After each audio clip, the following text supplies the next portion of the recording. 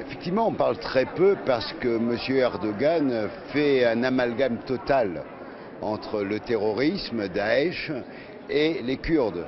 Et chaque fois qu'il peut, qu'il a l'occasion, il s'en sert pour réprimer les Kurdes de Turquie sur le dos de la lutte contre le terrorisme.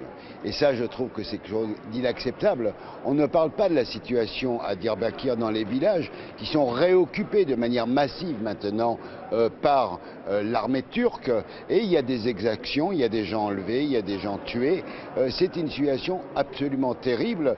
Et je trouve que c'est un danger parce qu'on voit bien que ce que craint par-dessus tout M. Erdogan, c'est que les Kurdes, qui luttent en première ligne contre Daesh aujourd'hui en Syrie, puissent à partir de cela construire aussi une autonomie, peut-être dans un cadre fédéral ou autre, mais peu importe, à la fois en Turquie, en Syrie et en Irak.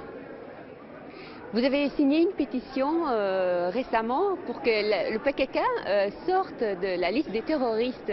Pourquoi c'est si important? Écoutez, ça fait pendant des années, il y a eu une tentative de criminaliser le PKK, de le mettre sur la liste des organisations terroristes, alors que c'était une organisation très claire, qui était politique, militaire aussi, mais pour les droits du peuple kurde. Il y a eu des négociations qui se sont ouvertes, où le leader emprisonné au Tchalan a participé aux négociations avec les gens aussi qui étaient à l'extérieur. Il y a eu la construction d'un mouvement politique très clair, civil, citoyen, qui s'est développé toujours dans la perspective de la négociation. Et Erdogan, en réattaquant le Kurdistan turc, a tenté de délégitimer tout le processus qui s'était construit et il a arrêté le processus. Donc je crois que c'est tout à fait insupportable et que la désinscription du PKK est effectivement quelque chose de fondamental pour réouvrir un espace politique et un espace de débat. Il faut que l'Europe impose à M.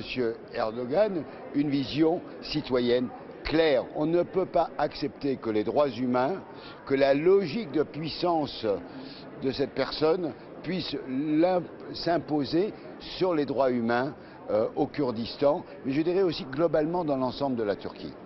Est-ce que l'Europe doit soutenir la cause kurde, peu importe en Turquie, en Syrie, en Iran? Moi, je crois que c'est de la responsabilité de l'Union européenne d'avoir un discours très clair. Aujourd'hui, toute cette région est à feu et à sang. Daesh essaye de s'imposer. On a en même temps des régimes théocratiques en Iran, avec les mollahs. On a cette logique dictatoriale en Turquie avec M. Erdogan. Et le peuple kurde est au milieu de tout ça.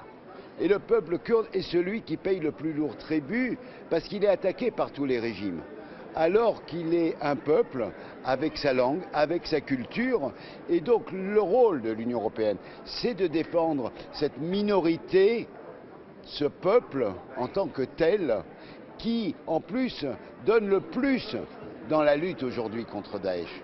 Et ça, je crois que M. Erdogan ne le supporte pas. Et c'est une raison de plus pour soutenir les Kurdes et pour dire qu'aucune des organisations kurdes aujourd'hui ne peuvent être assimilées à des terroristes. Le PKK